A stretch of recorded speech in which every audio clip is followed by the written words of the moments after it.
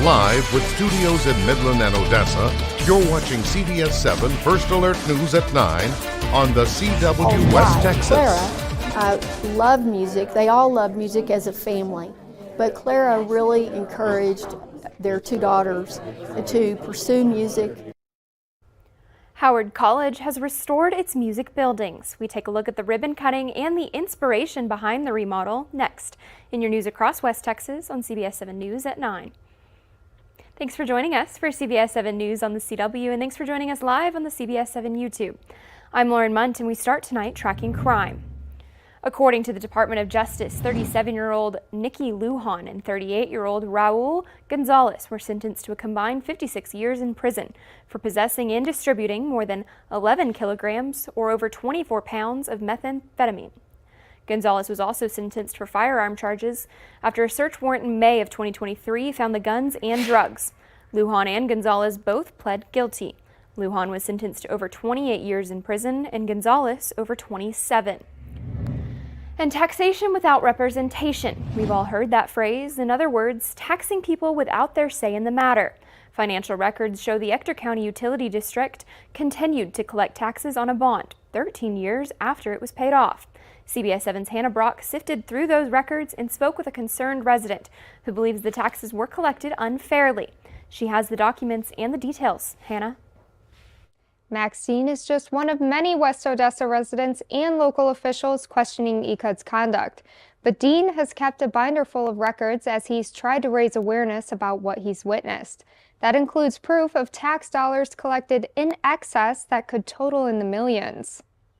It says here the district outstanding 1977 series bond was paid off in 2005. That's from the Ector County Utility District's 2018 financial audit, meaning taxes for the bond were overcollected for 13 years. In 2020, 21, and 22, ECUD's financial audits referenced $2 million that were a, quote, potential property tax reimbursement for those taxes collected between 2005 and 2018. What did ECUD do when they realized they had overcollected, from your view?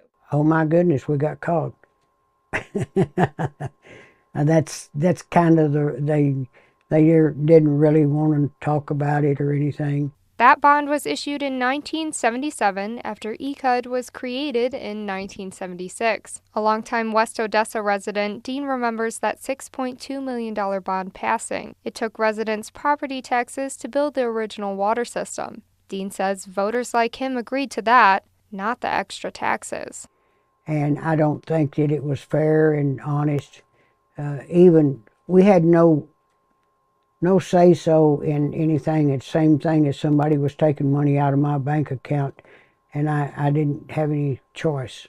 The overcollection is laid out in Dean's binder of ECUD records. It's also laid out in ECUD's website and referenced in a recent request for opinion to the State Attorney General from Ector County staff. But who will do anything about it? And that's really what the Attorney General opinion request is on, is what is the legal pathway? Because the folks who we've talked to, it's so vague because the Ector County Utility District is a unique organization in its setup. And so the oversight is the biggest concern, because oversight is needed for this organization. That's one thing I think that most folks can agree on. The Attorney General will respond by June 12th, but it won't investigate any of the claims that ECUD has taxed without representation or violated the Open Meetings Act or Texas local government and water codes. Instead, the letter will provide instructions on enforcement if these allegations are true. An exact number for delinquent taxes is unclear but is likely in the millions. Where that money is? ECUD board member Troy Walker says since he was appointed in 2022, he hasn't been told. If the money's there, I would vote that we'd give it back to the people that were overcharged. Going forward, he hopes the district will address the residents who overpaid. I feel like these are issues that need to be addressed, and I believe that they will be.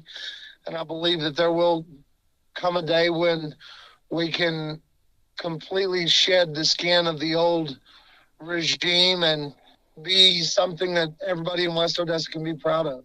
That change is necessary, Fawcett says. And so restoring trust in government, especially in a community that for the most part, West Odessans don't necessarily trust a lot of government. And who can blame them when you have folks who have been led or misled for decades? In a written statement, ECUD General Manager Debbie Hayes says, quote, "Regarding taxes, the votes of the district have authorized the collection of taxes to pay for both debt service and for the operations and maintenance of the district's facilities." And, quote, "Any collected funds that have been spent were spent on infrastructure improvements to better serve our customers," end quote. Hayes believes ECUD has followed all rules and regulations. She did not respond to a request for additional comment on the $2 million set aside for reimbursement. The former and current ECUD board presidents did not provide comment.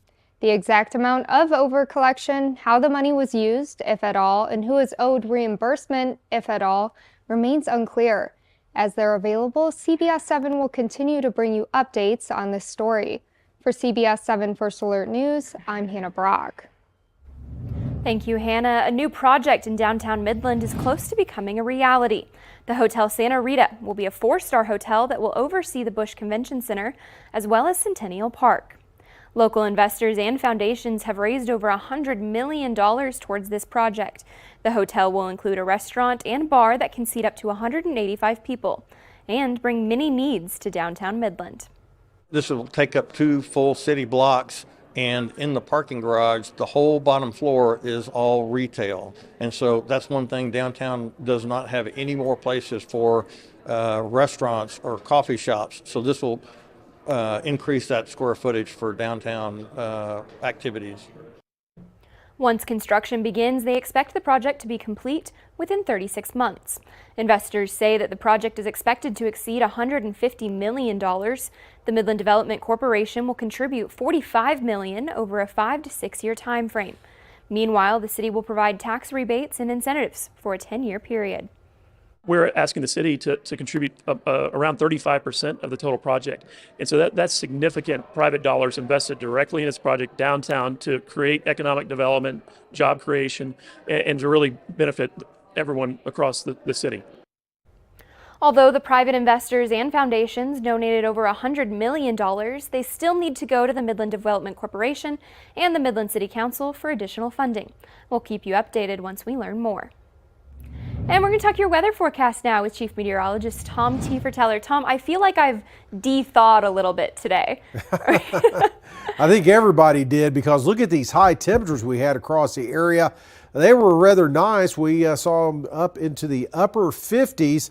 In fact, the western half of the state really saw things thaw out today, where the eastern half of the state still a little chilly. Dallas only at 44, 45 in the Houston area, but we're going to see these southwest to west winds warm things up even more tomorrow into the upper 60s out there before we see a little bit of a cool down in our forecast. Another shot of Arctic air is going to be rolling into West Texas early on Friday, and that is going to bring, again, a spring break to our forecast, but more Arctic air in our forecast is going to make for a colder weekend. It is winter, and so it's going to feel like it coming up on Saturday and Sunday. Then a chance of rain in the forecast. We'll talk more about that.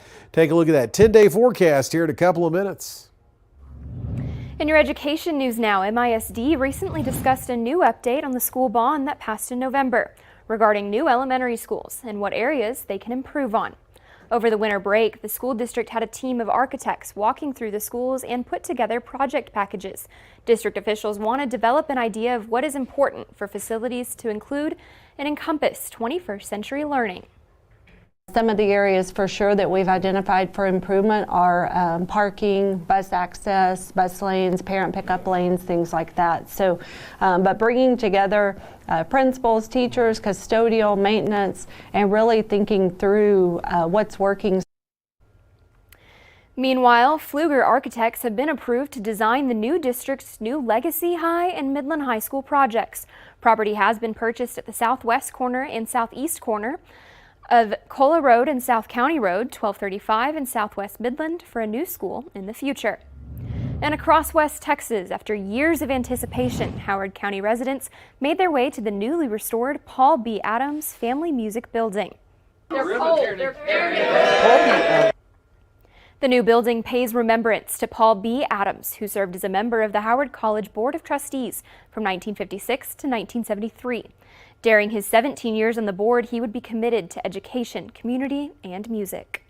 Mainly what we wanted to do is just restore. So we have original floor, we have original walls, we have original wood, and basically the building, the rooms are essentially the same, but that's what we wanted to do because they created such a special building when they built this back in those early days, 1956. It was just perfect.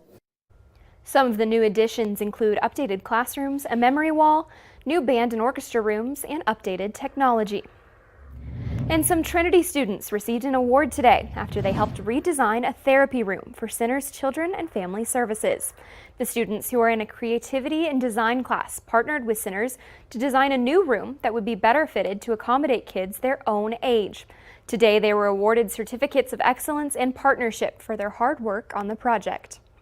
This was an opportunity for our youth to help our youth, and what better way for us to know what our clients would like to see than to ask someone their age. This project is expected to be finished by the end of April. And now you're looking at Meals on Wheels of Odessa's first ever Sauces for Seniors. With the help of H-E-B Meals on Wheels, they delivered a kit of sauces to all of their clients to make their meals a little saucier with ketchup, mustard, mayonnaise, barbecue sauce, pancake syrup, and a salt and pepper shaker. Making sure that, they have those condiments to take their meal to the next level means a lot to us. We become like their family, so we have an ability to interact with these folks who may not have family close. They may not have anybody else in their lives. So when our volunteers visit them every day, we're it. So to be able to do little extras like this to provide. We all know what a difference a squeeze of ketchup can make for a meal, so that's what we're here to do. We want to be able to give something back extra. It's all in the details. In total, 550 kits were made and delivered. You're looking now at today's top headlines shown here in real time with real viewers on CBS7.com. You can see all these stories and more by downloading our app or visiting our website at CBS7.com. And still ahead on Capitol Hill, a bipartisan group of lawmakers commemorated 100 days since the October 7th Hamas terrorist attacks on Israel. The latest details up next.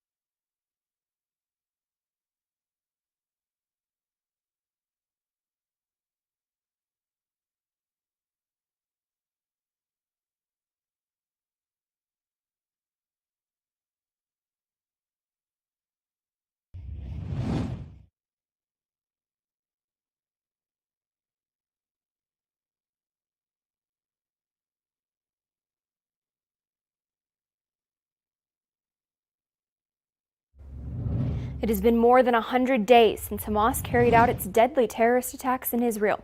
Since then, more than 100 Israelis and Americans have been held hostage by Hamas terrorist groups in Gaza. On Wednesday, a bipartisan group of lawmakers in Washington came together to recognize the moment. Our Washington correspondent was there. Shining a light through the darkness. Congress gathering with candles on the steps of the Capitol to mark 100 days since the Jewish people suffered the worst attacks against them since the Holocaust. We're here because Hamas is still terrorizing the Jewish people and threatening the state of Israel. More than 1,200 men, women, and children were killed on October 7th. Hundreds more were taken hostage on that day, and dozens remain captive in Gaza. These last 100 days have been trying for so many of us. We come together today to leave no doubt that when it comes to the safety and security of the people of Israel, we must leave partisanship aside. Ohio Congressman Max Miller, who is Jewish, had a message for people in Israel and the families mourning and missing their loved ones. Being a Jew and being a proud Jew, we always make it out of this because we stick together and we always overcome hate at every single obstacle that has ever come our way. God bless the United States and God bless Israel. Earlier in the day, family members of the hostages joined senators and pleaded with them for help. You are all lawmakers of the most powerful country in the world, a beacon of democracy, a defender of civil and human rights. Please, with this great power comes great responsibility. I ask you, please do everything you can to get our hostages home. The Biden administration says it's continuing to work with Israel and its Middle East partners to try to get the hostages released. Meanwhile, congressional leaders met with President Biden Wednesday to try to get a supplemental funding deal that could help Israel in its war against Hamas. In Washington, I'm Josh Roltenberg. Well, we are going to be looking at, again, temperatures remaining on the mild side in the afternoon hours before some big changes head our way. We'll talk about all that and the weekend coming out next.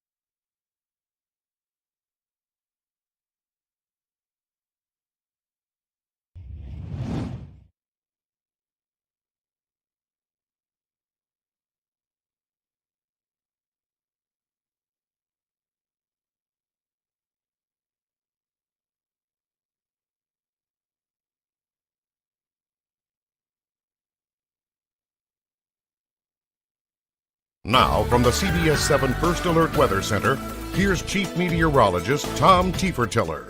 Well, starting to cool off out there, but we'll take this any day of the week over what we were seeing earlier in the week. Right now, we're into the lower 40s across the Permian Basin with 41 in Big Spring out towards the Midland International Air and Spaceport. A little milder across the Trans-Pecos into southeast New Mexico, but headed for a non-freezing night across most areas as there's not a lot of breeze. It's out of the south, a little gusty up here around the Big Lake area, up to 30 miles an hour. So temperatures again are going to be a little milder into the overnight hours. Here's what's going on in the upper levels. We still have this northwesterly flow in the upper levels, but it is bringing in another storm system that's been causing a lot of problems here across portions of Oregon, the Pacific Northwest. That's moving into the Intermountain West and into the Rockies. And as that passes to our north, we are going to see another front whip down across the area. There's still a pocket of Arctic air in place, and we're going to see some of that back in our area coming up for possibly late tomorrow night, mainly Friday into Saturday, it looks like. Right now across the state, we are dealing with some high clouds moving across in that northwesterly flow in the upper levels. But at ground level, those southerly winds returning, and that's helped warm temperatures up a little bit today, especially across the western half of the state, all the way up to 67 again in the El Paso area. Current temperatures look like this. See those readings into the upper 30s around the Dallas area. A little on the cool side back across West Texas, but a little milder across the Texas Panhandle. Overall improvement. Now, futurecast wind showing you that more of a west wind is going to be in the forecast tomorrow, and it's going to be a little bit gusty, and that's going to help warm things up even more tomorrow. West of the Pecos, temperatures into the 70s, it looks like, but then that front, that Arctic front starts to roll in late tomorrow night into Friday morning, and that's going to bring some winter chill back to the forecast across the area just in time for the weekend. So for the rest of tonight, here's what we are going to be seeing. Those temperatures dropping down into the mid to upper 30s overnight tonight. And then the bar looking at for temperatures about 70 degrees across the area, as we'll have a west wind helping warm things up quite a bit, but it's going to be short-lived. Here's that Arctic front early on Friday, dropping temperatures all the way down to about 20 by Saturday morning. And wind chill values could be down into the teens, so a little chilly for the weekend. Then we'll see temperatures back to more seasonable levels. A passing disturbance but could put a couple of showers in our forecast middle part of next week, and we could use a little bit of rain. Still ahead, could a bipartisan deal soon provide tax breaks to businesses? We're keeping an eye on your money next on CBS7 News at 9.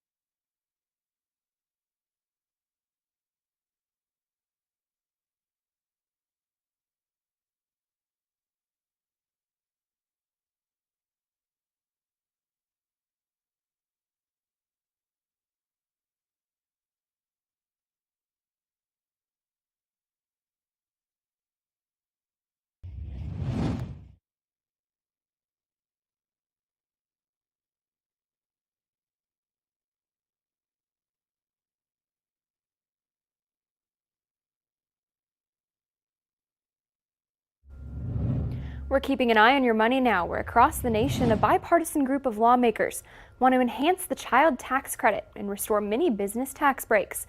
Democrats like the $78 billion tax package because it would increase the child tax credit. And the credit wouldn't be as generous as the temporary one issued during the COVID pandemic in 2021. Republicans are on board because the measures would also restore Trump-era business tax benefits from 2017. Despite the bipartisan support, many consider it a long shot. It wasn't negotiated by congressional leadership and has no clear path to a vote at the moment. It's also difficult to pass such measures during election years. And still ahead, no, it's not another Florida alligator story. We're actually talking about a sunbathing crocodile, next on CBS7 News at 9.